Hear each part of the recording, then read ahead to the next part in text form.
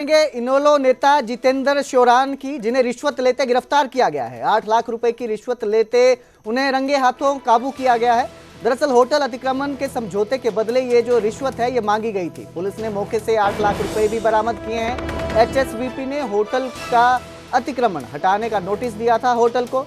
Hotel तमस के खिलाफ श्योरान ने सार्वजनिक प्रदर्शन किया था। बिचौलिया राजवीर के जरिए श्योरान तक ये रकम पहुंची थी रिश्वत की। रिश्वत देते वक्त पुलिस ने उन्हें रंगे हाथों दबोच लिया। तो जितेंद्र श्योरान पूर्व में जजपा प्रत्याशी थे, अब इनेलो में सक्रिय हैं और हिसार संघर्ष समिति और RWA प्रधान भी हैं। तो इनेलो नेता जितेंद्र श्योरान ने पिछले सप्ताह सेक्टर 9-11 की जमीन पर बने एक होटल के खिलाफ प्रदर्शन किया था। उन्होंने होटल के मालिक पर हरियाणा शहरी विकास प्राधिकरण की जमीन पर कब्जा करने का आरोप लगाया था।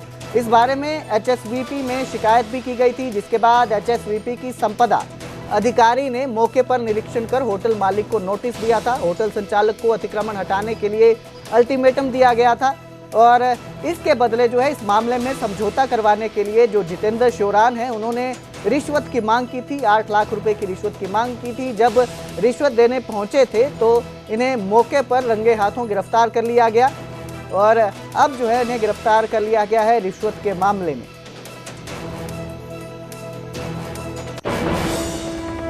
तो उधर भ्रष्टाचार और लापरवाही पर एक्शन नजर आया। हरियाणा सरकार की सख्त कार्रवाई सामने आई। भ्रष्टाचार और लापरवाही पर सैनी सरकार का एक्शन दिखाई दिया। सिंचाई विभाग में भ्रष्टाचार और लापरवाही पर यह एक्शन हुआ है। सिंचाई मंत्री श्रुति चौधरी की सिफारिश पर कार्रवाई की गई है। करीब 70 अधिकारियों के नाम चार्जशीट में दर्ज किए गए हैं, जिसमें JE, SDO और XCN पर चार्जशीट दर्ज है। 7 से 8 सीनियर इंजीनियर पर भी अनुशासनात्मक कार्रवाई जो है वो की जाएगी। 2 चीफ इंजीनियर पर भी कड़ा एक्शन जो है वो लिया जाएगा। कार्रवाई का कारण विभाग द्वारा विभिन्न निर्माण स्थलों से लिए गए कंस्ट्रक्शन सैंपलों का फेल होना बताया जा रहा है। तो गुणवत्ता जांच में खामियां पाए जाने के बाद ये स्पष्ट हुआ कि निर्माण कार्यों में गंभीर लापरवाही और संभावित भ्रष्टाचार हुआ है, जिसके बाद हरियाणा सरकार की सख्त कार्रवाई ये नजर आई। इन्होंने जो है अधिकारियों के नाम पर चार्जशीट दर्ज की है। करीब 70 अधिकारियों के नाम पर चार्जशीट दर्ज की गई है, जिसमें JE, SDO, XCN और सीनियर इंजीनियर शामिल हैं।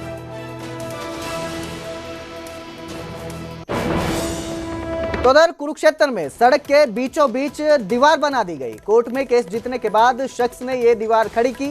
स्टेट हाईवे नंबर 6 पर यह दीवार खड़ी की गई। कुरुक्षेत्र रोड का यह मामला है। जमीन पर PWD ने 1987 में ये जो सड़क बना दी थी। कोर्ट ने जमीन के पक्ष में जो है फैसला दिया, मालिक के पक्ष में यह फैसला सुनाया, जिसके बाद कोर्ट के आदेशों के बावजूद प्रशासन ने कोई कार्रवाई नहीं की, ऐसा जमीन मालिक के आरोप हैं। और जमीन मालिक बलविंदर सिंह ने जमीन पर कब्जा करने के लिए सड़क के बीचों बीच ही दीवार खड़ी कर दी। बलविंदर ने अपने साथियों के साथ डंपिंग जोन के पास सड़क पर ट्रैक्टर ट्रॉली लगाकर दीवार खड़ी करने का काम लगाया। देखते ही देखते दोनों तरफ लंबा जाम लग गया। ये स्टेट हाईवे है, जाहिर है कि यहाँ से गाड़ियों का आना जाना लगा रहता है। कोई 1-2 गाड़ियाँ यहाँ से नहीं निकलती हैं कि ये कोई छोटा गांव का रास्ता हो। स्टेट हाईवे है और इस दौरान जब कोई बीचों बीच सड़क पर दीवार खड़ी करता है तो जो है जाम की स्थिति पैदा होना लाजमी है। तो इस दौरान वहाँ पे जाम की स्थिति पैदा हो गई, लंबा जाम लग गया। मौके पर नायब तहसीलदार पुलिस बल मौके पर पहुंचे थे, जिन्होंने कोर्ट के आदेशों का हवाला देकर कब्जा छोड़ने को तैयार नहीं है जो मालिक है, ऐसा बताया। जिसके बाद PWD XCN ऋषि सचदेवा ने बलविंदर को उचित मुआवजा देकर सड़क खोलने के लिए मनवा दिया।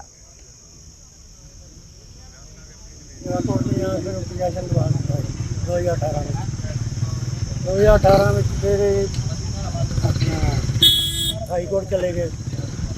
हाई कोर्ट के अनुसार हो गया। फिर यहाँ इतने दीवार बनाई, जो SPM आए उन्होंने खिलाता चला खोल देता। हम 2 साल हो गए ना जगह छड़ी ना। तो पहले भी दीवार निकाली गई थी 2 साल पहले SPM के कहने से हमने खोल दी। तो आपको प्रशासन द्वारा आश्वासन दिया गया था? दिया था।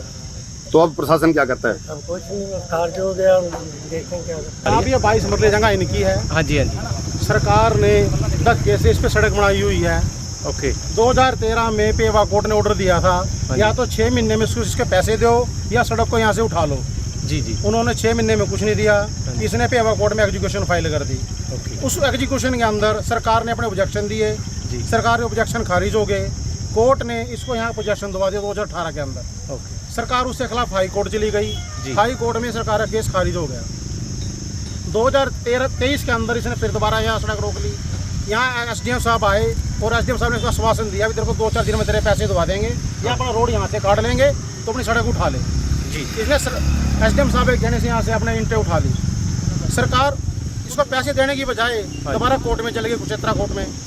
कुशेत्रा कोर्ट से अभी कुछ दिन पहले सरकार का केस खारिज हो गया और ऑर्डर हो गई तो हमने जाकर कब्जा कर लिया, इसको गवर्नमेंट पैसे। उसके बाद ये लोग मेरे से मिले थे तो मैंने इनको ये कहा था कि जो भी एक्ट के अनुसार और कोर्ट की जजमेंट के अनुसार जो भी आपका जायज़ मुआवजा बनता है वो आपको दिलवा दिया जाएगा।